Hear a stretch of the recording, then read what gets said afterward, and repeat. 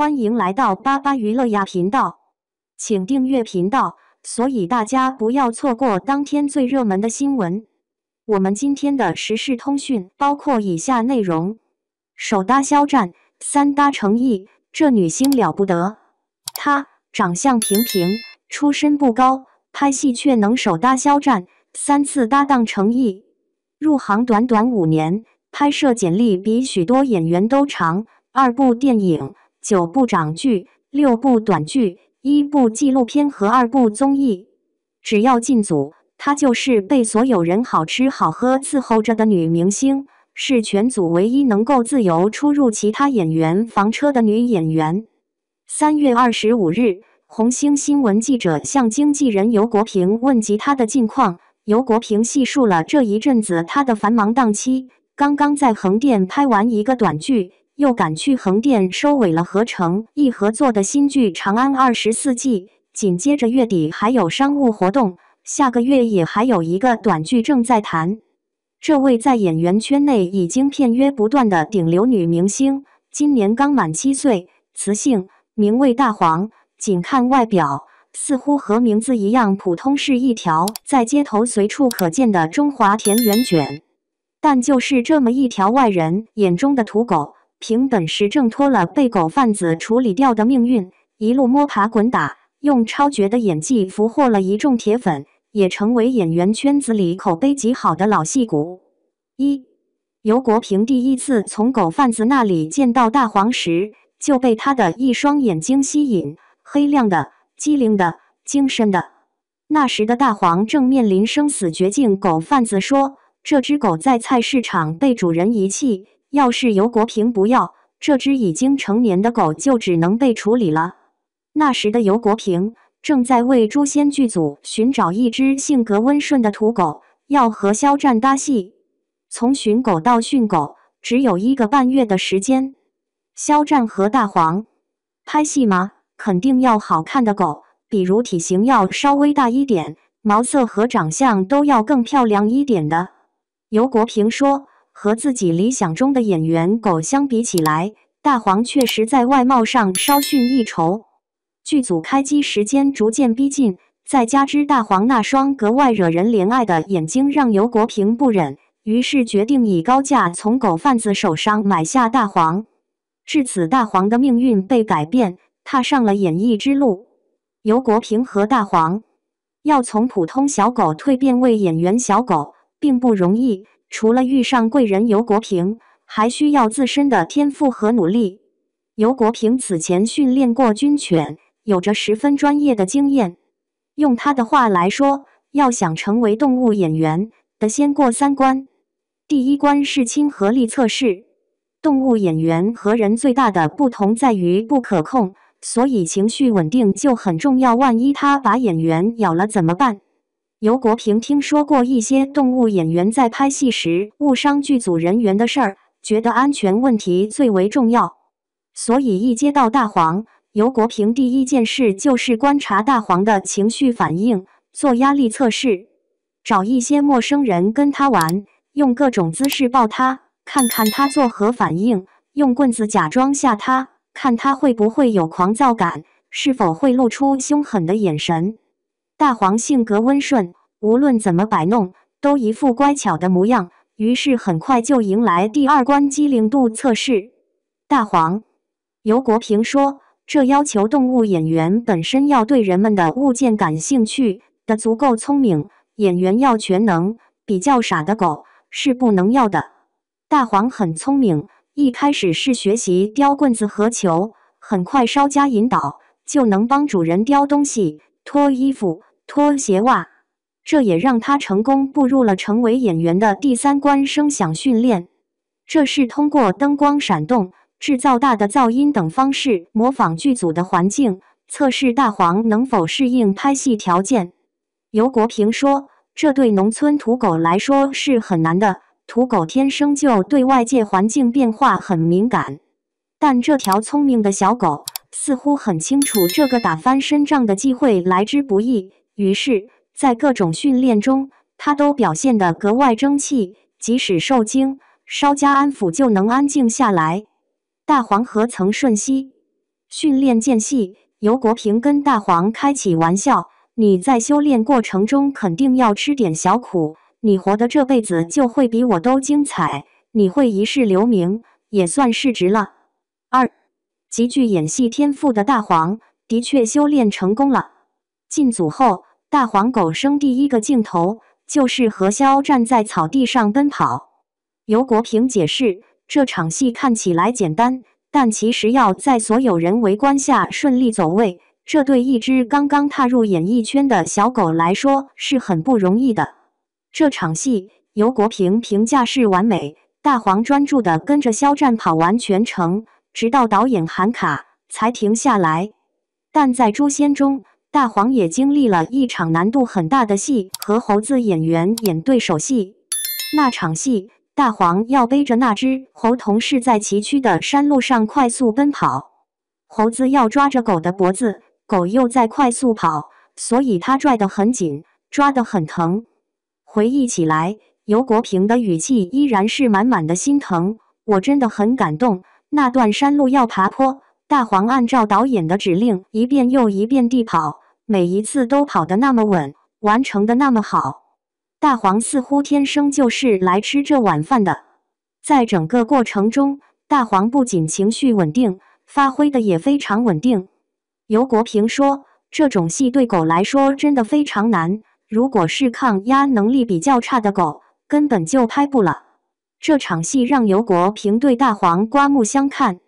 大黄和成毅诛仙之后，大黄很快接了一系列戏，在莲花楼中饰演狐狸精，和成毅饰演的李莲花组成 CP， 一起闯荡江湖。在四锦中饰演二牛，是女主江四与男主玉锦情感连结的重要纽带，以一个害羞无脸的动作出圈，还当上了女主角，拍摄了短剧《小狗来福》，全网播放量破4亿。在四锦中的表演，相比刚入行时略显潦草的模样，如今的大黄变得圆润了许多，毛色也更加鲜亮。尤国平感慨，如今大黄过的才是好日子，冬天、夏天都住空调房，剧组的人都宠他，零食投喂不断，看来这红气养人，也养狗啊。大黄和郭采洁，这红气也是大黄凭实力争取来的。在演技上，大黄最让尤国平骄傲的就是演死戏。死亡不只是意味着生命的结束，还承载着各种复杂的情感，绝不是一闭眼一蹬腿，简简单单倒下就完事的。在《小狗来福》中，大黄上演了一段教科书演技的死亡戏。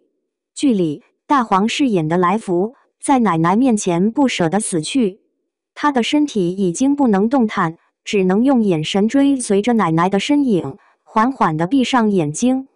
尤国平说，在平时的训练里，慢慢闭上眼睛就是其中的一项重要功课。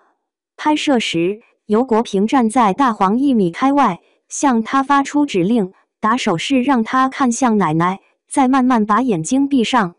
大黄听懂我的指令后，就开始慢慢酝酿情绪，装作起不来，用眼神思念奶奶。尤国平说，他觉得大黄能理解他说的70%至80%的话。大黄参演莲花楼，但大黄也有他难以克服的恐惧，可能是在菜市场和狗贩子那里留下的阴影。他害怕火光、杀生和打戏。在拍摄《小狗来福》时，有一段戏是人贩子骑摩托车拐走了小女孩，大黄在后面奋力追赶。为了挡住大黄，人贩子点燃了横在路中间的一把树枝，燃起熊熊烈火。这种有火光的戏，尤国平会亲自上去检查温度高不高，距离合不合适，会不会不小心烧到狗毛，跳下去时有没有玻璃渣和钉子。安全是我首先要考虑的问题。尤国平在检查完安全之后，会挡住火堆，拍拍腿，示意大黄跳过去，帮助他克服困难。后来在拍摄一场从火场中把人拽出来的戏中，大黄完美的完成了他的表演。大黄在片场还有一次拍戏，场景设置在菜市场售卖羊肉汤的小摊前。尤国平发现他一旦走到卖肉的铺子，就会非常抗拒。那回我安慰了他好久。他在遇到我之前，肯定被吓唬过。打戏也同样会给大黄带来极大的恐惧。虽然演员用的是泡沫软棍，但表情和动作需要特别凶狠，演员需要演出要把他打死的感觉。大黄吓得浑身都抖，我一看那架势，他肯定受不了，他之前肯定被这样的场景吓过。大黄特别敏感，他跟导演沟通，不要拍打戏和杀生的戏，必须换动作，不能让大黄冒风险。尤国平说，大黄最喜欢拍与演员互动的戏，和演员玩，帮演员干活，为大家服务。最喜欢听到别人叫他大黄，来跟我玩会儿大黄，去帮我拿个东西过来。3. 对于这只演技不俗的小土狗，演员们对他越来越宠爱。一进组，大家都纷纷跟他打招呼，大黄老师来啦，黄姐。大黄也相当配合，哒哒地跟着剧组人员的脚步跑上跑下，冲着所有人咧着嘴笑。尤国平在社交平台上发布的有关大黄的视频，让网友们羡慕不已，你可算是跟着大黄沾光了。关于大黄的片酬，尤国平表示，不同的剧片酬不一，通常情况下，短剧的片酬要比长剧更高，但也比长剧更加辛苦。长剧等待时间长，但大黄拍得很快，一个镜头2至5分钟就可以马上拍完。但短剧的戏份很重。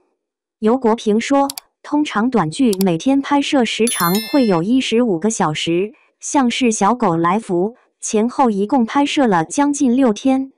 今年大黄已经7岁了，这对于狗而言，已经算是进入中老年了。在拍摄《长安24记》时，尤国平机缘巧合下结识了另一只跟大黄长得很像的小狗，他给它取名为小黄。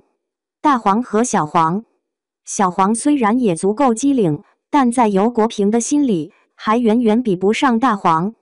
谈及大黄，尤国平笑语盈盈，说他是非常优秀的演员。谈及小黄，尤国平则颇有一股恨铁不成钢的意味，我正在改他的毛病呢。他那个注意力不是特别集中啊，雕物品的能力也没有大黄的强，如果有这样的缺点，他注定做不了大演员。在尤国平的计划里，小黄一开始可以先演大黄的小时候，长大后就可以先当大黄的替身，避免大黄过度消耗体力，比如一些快速奔跑的戏，或者做大黄的光替。除了大小黄，尤国平还养了一只狸花猫，取名刚蹦。刚蹦作为狸花猫，刚蹦生性好动，脾气倔强，也不服管教，但同时也足够聪明。之前网友跟我留言说训品种猫有什么意思，有本事就训土猫。尤国平说自己就是想证明土狗、土猫的实力。如今刚蹦已经什么都会，钻笼子、推东西、装死、开门、翻滚、走位，样样不在话下，和大黄一样，很争气。在尤国平心里，无论是大黄还是小黄，刚蹦早已不是普通的小狗小猫，而是一名真正的演员。我们花费了很多的精力，才度过了磨合期。如今，在许多影视剧里，观众都能看到许多动物演员的身影，他们为观众带来了温暖与感动。观众们也同样希望剧组能回报给他们快乐与幸福。从这一点上，无论是相比生活条件不佳的小狗，还是相比许多曾在影视剧里留下身影却未被善待的动物演员，大黄无疑都是幸运的。